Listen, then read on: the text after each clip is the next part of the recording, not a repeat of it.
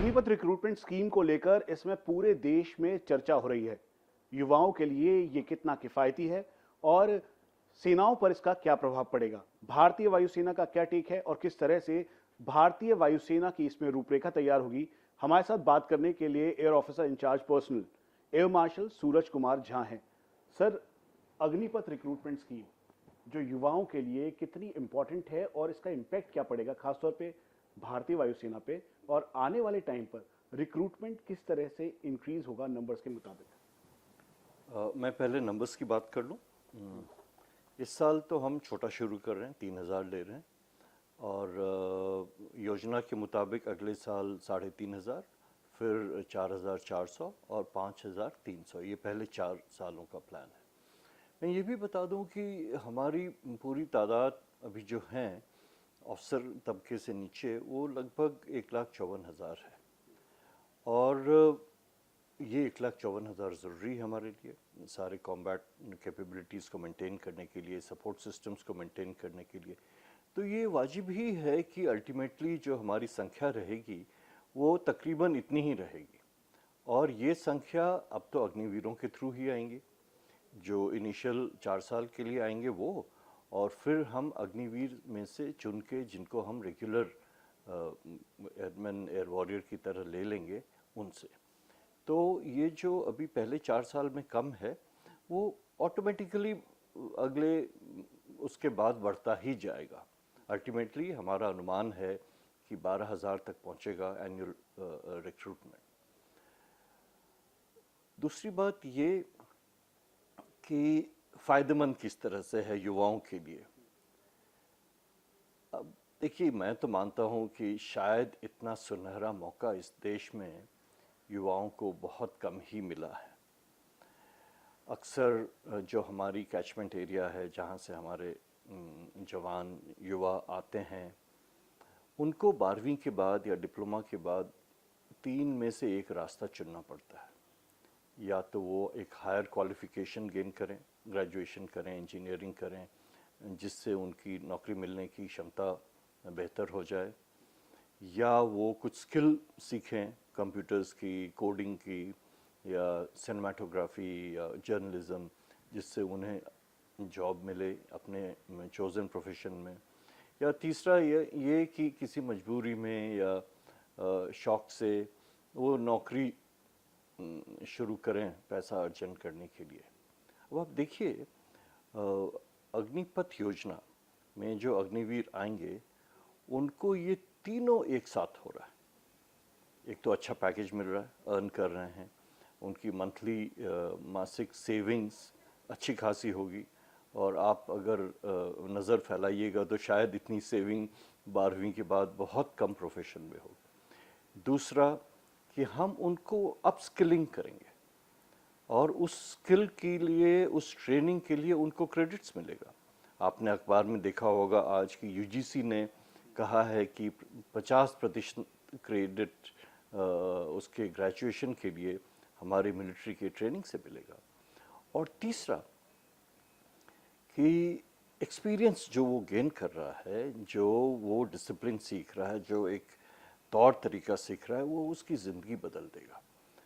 तो और चौथा जो हमारे इंडियन एयरफोर्स के हिसाब से एक पिक्यूलियर चीज़ है, हमारी जो खूबी है कि वो जो कटिंग एज एनवायरनमेंट है, ऑपरेटिंग एनवायरनमेंट, जहाँ सारा कुछ नेटवर्क है, हाई टेक्नोलॉजी है, मिलिट्री इथॉस के साथ साथ, ये तो एक सिर्फ अनुभव, जिसने जो आया उसी ने अनुभव किया।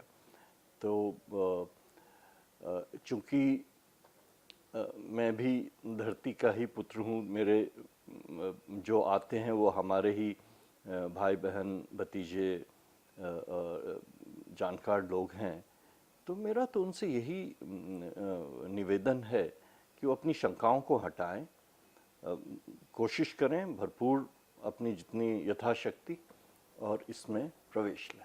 सर, जब ये आएंगे अग्निवीर, जब हिस्सा बनेंगे भारतीय वायुसेना का, अब होम मिनिस्टर ने भी इस बात को कहा कि सीएपीएफ या फिर असम राइफल में भी उनकी जगह होगी। बीएसएफ के पास अपनी एयर विंग है और ऐसे में इनकी पोजीशनिंग कहाँ होगी, क्योंकि ऑपरेशनल कैपेबिलिटी भारतीय सेना से बिल्कुल थोड़ा सा अलग भारतीय वायुसेना है। प्लेटफॉर्म्स, इक्विपमेंट्स काफ़ी हाई एंड हैं कंपैरेटिवली उसके।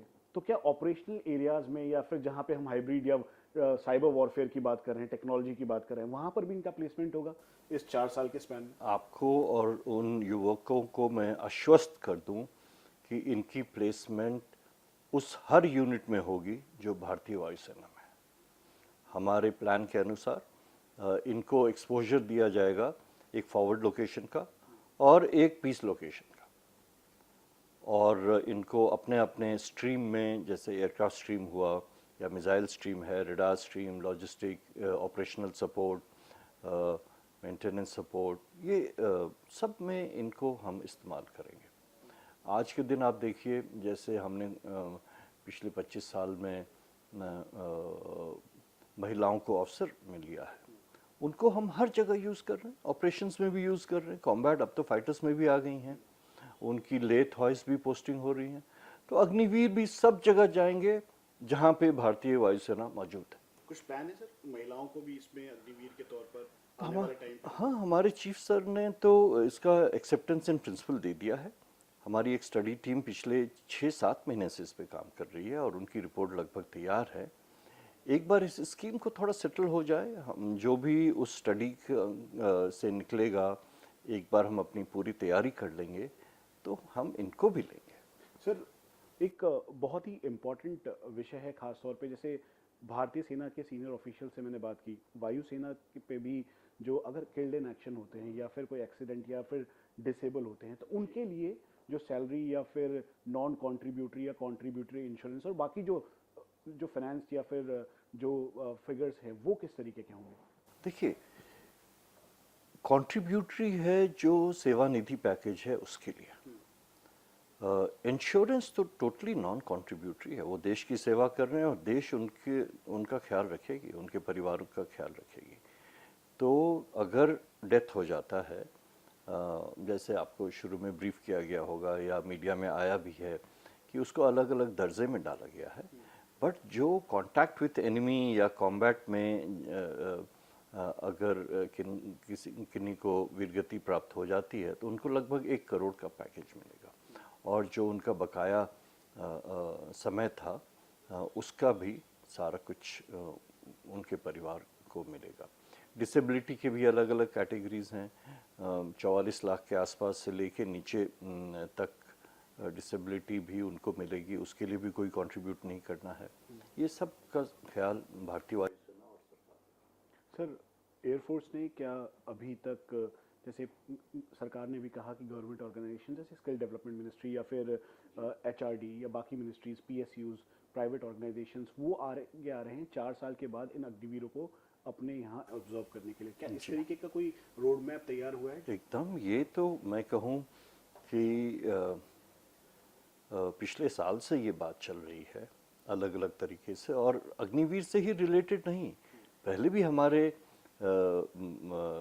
एयर वॉरियर्स जो 20 साल में छोड़ते थे वो 37, 38, 40 साल के थे, उनको भी एक सेकंड कैरियर की ज़रूरत थी, तो उनके लिए तो हम पहले से बात कर ही रहे थे, और अब अग्निवीर के विषय में भी हमने बात शुरू कर दिया है। और हमने ये भी किया है कि आइडेंटिफाई हम करेंगे कि आखिरकार इन इंडस्ट्रीज़ को, इन जगहों को किस तरह के स्किल्स चाहिए, और अगर वो स्किल हमारे स्किल्स में कॉमन है तो हम उनको ड्यूअल यूज़ ट्रेनिंग देंगे। आपने ड्यूअल यूज़ टेक्नोलॉजी की बात कही है, अब हम नया तो नहीं है, मतलब बहुत जगह मैं इसको सिर्फ नाम देना चाहता हूँ कि एक ड्यूअल यूज़ ट्रेनिंग या स्किल प्रदान करेंगे, जिससे हम भी फ़ायदा उठाएं और उनको भी, अगर वो रेगुलर में नहीं आए हैं तो उनको भी फ़ायदा। सर, प्रधानमंत्री नरेंद्र मोदी कहते आए हैं कि भारत युवाओं का देश है और युवा भारतीय सेना, वायुसेना, नौसेना का हिस्सा बनना चाहता है। ऐसे में आज वो युवा आपकी तरफ देख रहा है, आर्म फोर्सेस की तरफ देख रहा है और एक कन्फ्यूजन स्टेट में देख रहा है, और इसीलिए वो शायद अलग अलग जगहों पे अपनी बात रख रहा है कि रिक्रूटमेंट का क्या होगा, जो पेंडिंग रिजल्ट्स हैं या फिर जिनकी एज लिमिट क्रॉस हो रही है या फिर जो ऑलमोस्ट दे चुके थे और वेट कर रहे थे अपने रिजल्ट का, उनके लिए क्या कुछ तैयारी की गई है? क्या उनको भी जो पहले के एग्जाम्स हैं वो कैंसिल होकर अब अग्निपथ स्कीम के जरिए आना होगा या फिर कुछ देखिए, ये एक बात तो साफ है कि अब सारी एंट्री अग्निपथ स्कीम के तहत ही है और इसकी एलिजिबिलिटी क्राइटेरिया भी बहुत क्लियर है कि 17.5 से 21 साल तक है और 10+2 या डिप्लोमा हमारे भारतीय वायुसेना के केस में। इसकी नोटिफिकेशन अगले 10 दिनों में हम जारी कर देंगे। और जो अभी सरकार ने अगले 1.5 साल में 10 लाख से ऊपर नौकरियों की बात की है, तो ये एक अपॉर्चुनिटी है उन युवाओं के लिए जो सेना में भर्ती नहीं हो सके या जो अब एलिजिबल नहीं रहे, उनके लिए है ये मौका। सर, मेरा आखिरी सवाल, आप क्या मैसेज देना चाहेंगे उन सभी युवाओं को, खासतौर पे देश के अलग अलग इलाकों से, क्योंकि आप सुबह से लेकर शाम तक आप देखें तो गांव देहात या फिर शहर में वो युवा भारतीय सेना, वायुसेना, नौसेना का हिस्सा बनने के लिए या तो मार्च करता हुआ दिखाई देता है या रनिंग करता हुआ दिखाई देता है या अलग अलग एक्टिविटीज़ में होता है। रिक्रूटमेंट जब होता है तो भारी तादाद, क्या कहना चाहेंगे सर? उनसे और उनके परिवारजनों से बस एक ही निवेदन करना चाहूँगा कि अपनी शंकाओं, आपकी शंकाएं दूर होती रहेंगी जैसे जैसे ये प्रणाली और समझ में आएगा, इसके विषय में और चर्चाएं होंगी। लेकिन मैं अपनी तरफ से आश्वस्त करना चाहता हूं कि आप बेझिझक इस स्कीम से फ़ायदा उठाएं, जो तैयारी थी उसको जारी रखें, अग्निवीर बन के आएँ, देश की सेवा करें, भारतीय वायुसेना की सेवा करें और हम ये आश्वस्त करेंगे आपको कि हम इतने सशक्त कर देंगे कि आपको 4 साल बाद अगर आप रेगुलर एम्प्लॉयमेंट में नहीं रहे तो कहीं और का मोहताज नहीं होना पड़ेगा। आपको नौकरी या आगे पढ़ाई या जो आपके मन में आता है, जो आपकी पसंद है, वो आप कर पाइएगा। निश्चिंत रहें इस विषय में। और इसीलिए इस समय प्रधानमंत्री नरेंद्र मोदी भी लगातार इस बात को कह रहे हैं, हर माध्यम से कह रहे हैं कि जो युवा है, भारत युवाओं का देश है और आप आएँ, भारतीय सैन्य व्यवस्था का हिस्सा बने, आर्म फोर्सेस का हिस्सा बने और देश के लिए हर चुनौती का सामना करने के लिए तत्पर और तैयार रहें। इसीलिए ये भारतीय वायुसेना की तैयारी हम आपको दिखा रहे हैं। अगर मैं एक और संदेश दे दूं कि ये भी आपने देखा होगा कि आपके गांव बगल में जहां भी भाई बंधु हैं वो सेना ज्वाइन करते हैं, एयरफोर्स ज्वाइन करते हैं, तो उनकी ज़िंदगी बदल जाती है अच्छे के लिए। यही आपका भी होगा। जिंदगी बदलेगी, साथ में सैन्य व्यवस्था का हिस्सा बनकर आप जब 4 साल कंप्लीट कर लेंगे, अगर 25% में आप नहीं आते तो बाकी के 75% में होंगे, तो भारत सरकार पूरी तरह से आपकी दूसरी अपॉर्चुनिटी के लिए मदद भी करेगी। कैमरा पर्सन राहुल ध्यानी के साथ मनीष प्रसाद, इंडिया टीवी, दिल्ली।